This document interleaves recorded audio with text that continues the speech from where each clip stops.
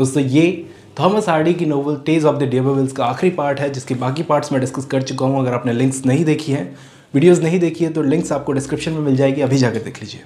शुरू करते हैं। अब एक शाम टेज अपनी छोटी बहन लीजा लू के साथ में काम कर रही थी खेतों का।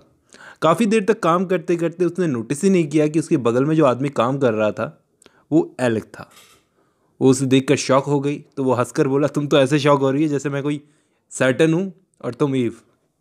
फिर बोला कि तुम अपने माँ बाप के बारे में तो सोचो, अपने छोटे भाई बहनों के बारे में सोचो। अगर तुम्हारे माँ बाप गुजर गए तो तुम्हारे छोटे भाई बहनों को क्या होगा। और ऐसा ही हुआ। जिस दिन उसने ये बात कही उसी दिन स्टेज के फादर की डेथ हो गई। और इसके फादर की डेथ का मतलब ये हुआ कि ये लोग रोड पर आ गए, ज़मीन जायदाद से बेदखल हो गए, क्योंकि इनके फादर ने घर लीज पर ले रखा था और वो लीज होल्डर थे। वो ख़त्म, इनकी ज़मीन जायदाद सब खत्म। अब टेस की वजह से कोई इनकी हेल्प करने को भी तैयार नहीं था, घर में रुकवाने को राज़ी नहीं था। इस चीज़ ने टेस को बड़ा दुखी किया। एलेक दरवाज़ा बजाया जा रहा था उस वक्त। एलेक के लिए दरवाज़ा खोला टेस ने, तो इसको बड़ा गुस्सा आया ये जानकर कि गांव वाले टेस के साथ में ऐसा बिहेव कर रहे हैं। एलेक ने ऑफर दिया कि तुम मेरे साथ चल कर रहो। वो बोली थैंक्स, लेकिन अगर मुझे जाना होगा तो मैं अपने फादर इन लॉ के पास में जाऊंगी, वो मेरी मदद करेंगे, उनसे मदद मांग लूँगी।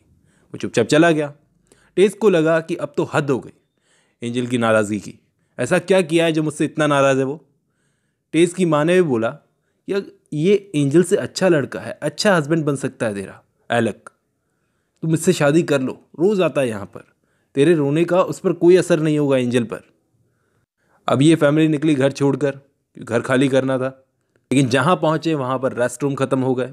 फिर उन्होंने चर्च में ही अपना सामान उतारा, वहीं पर जैसे तैसे चर्च के बाहर बिस्तर बिछा करके ये सोने लगे।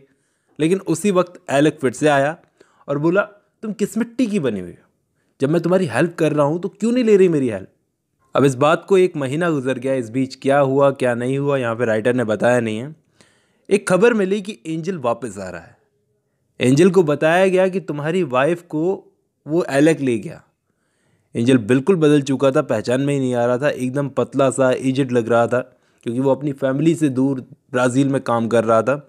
उसकी फैमिली ने टेस के लिखे सारे लेटर्स उसको दिखाए, जिन्हें पढ़ते पढ़ते इसको फील हुआ कि बहुत गलत हुआ बेचारी के साथ, वो मुझे कभी माफ़ नहीं करेगी। एंजल की आंखें भर आई। उसने सबसे पहले टेस को लेटर लिखा, जिसका जवाब टेस की माँ ने दिया कि बेटा टेस तो बहुत दूर चली गई, पता नहीं कहाँ।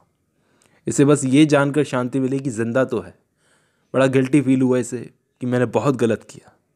उसने फैसला किया कि वो ढूंढेगा टेस को, जहाँ भी होगी, कुछ भी हो जाए टेस को उसका हक मिलेगा। वो एक अच्छी लाइफ डिज़र्व करती है, मैं उसे दूंगा वो हक।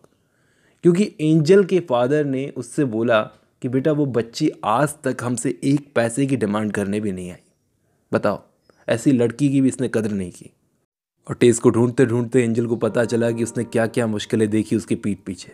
वो उसे ढूंढता ढूंढता वहाँ पहुँचा जहाँ उसने टेस को पहली बार देखा था बचपन में, जब वो डांस में था, उसको देखा था। उसे पता चला कि टेस अभी तक अपने फादर की कब्र पर जो पत्थर लगवाया था ना टेस ने, उसका पैसा वो चुका नहीं पाई थी। इसने वो पैसे दे दिए। टेस की माँ जिद पर अड़ी थी कि बेटा टेस ने मुझे मना किया है कि मैं तुम्हें किसी भी हाल में उसका पता ना बताऊं। आखिर एंजल की इतना जिद करने के बाद टेस की माँ ने उसको पता बता दिया। एंजल ने अगली ही ट्रेन पकड़ी और पहुंचा एक बड़े से लग्जरी घर के पास में। पता करते करते डर सा लग रहा था कि टेस यहाँ पर काम करती है या उसने खानदानी ज्वेलरी बेचकर यह घर खरीद लिया। सोचा कि इस लेडी से पूछ लूँ, घर की मालकिन से। लेकिन फिर वेट किया। आखिर टेस इसको दिखी, बड़े महंगे कपड़े उसने पहन रखे थे। एंजल उसके करीब आकर माफ़ी मांगने लगा, रोने लगा।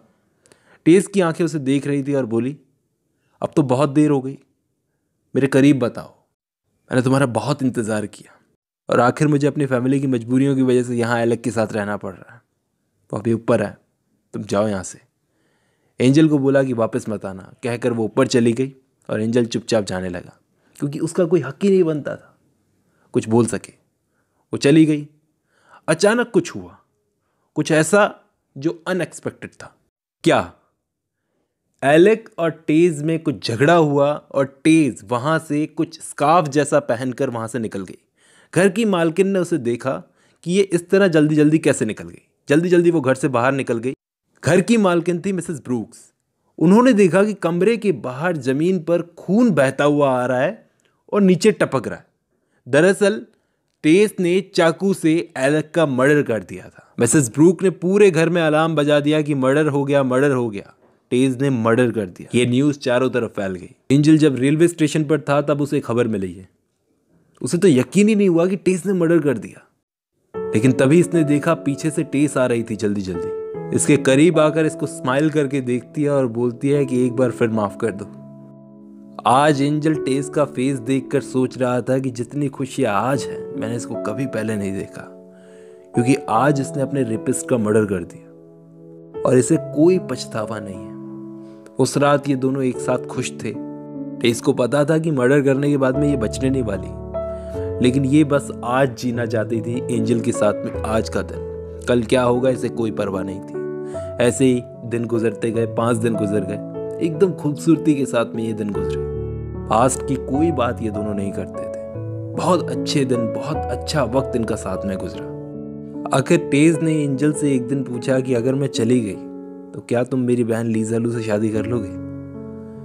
वो बोली मेरे मरने के बाद मैं तुमसे ऊपर मिलूंगी, तुम्हारा इंतजार करूंगी जैसे अब तक करती आई। एंजल ने टेस को किस किया और रोने लगी। बोली वादा करो मिलोगे ना? बोलो। लेकिन वो चुप बना रहा। रात हो गई, दोनों सो गए। सुबह होते ही जब एंजल की आंख खुली तो उसने देखा कि 4 लोग खड़े थे। अब बताने की जरूरत नहीं थी कि वो टेस को अरेस्ट करने आए थे। वो उनसे बोला कि कम से कम इसकी नींद पूरी हो जाने दो, उसके बाद ले जाना। और एंजल ने एक आखिरी बार टेस का हाथ पकड़ा, उसे सोते हुए देखा। और सुबह होते ही टेस की आंख खुली, नजरें पड़ी पुलिस वालों पर और वो उसे ले गए। इसके बाद ये स्टोरी जंप करके जाती है जुलाई के महीने में। एंजल और लीजा लू, टेस की बहन लीजा लू, दोनों हाथ पकड़कर पहुंचे पहाड़ की एक चोटी पर। काफी देर तक टावर कॉर्नर के पोल पर नजरें जमाए बैठे थे ये दोनों। और जैसे ही घड़ी ने 8 बजाए, 8 बजे का टाइम हुआ, एक काला झंडा आसमान में ऊपर लहरा दिया गया। ये झंडा इस बात का सबूत था कि टेस की लाइफ की स्टोरी यही खत्म होती है। उसे लटका दिया गया, उसे फांसी दे दी गई, जिसे देखकर एंजल अपने घुटनों पर गिर गया, क्योंकि टेस अब इस दुनिया से जा चुकी थी और फाइनली उसके दुखों का अंत हुआ।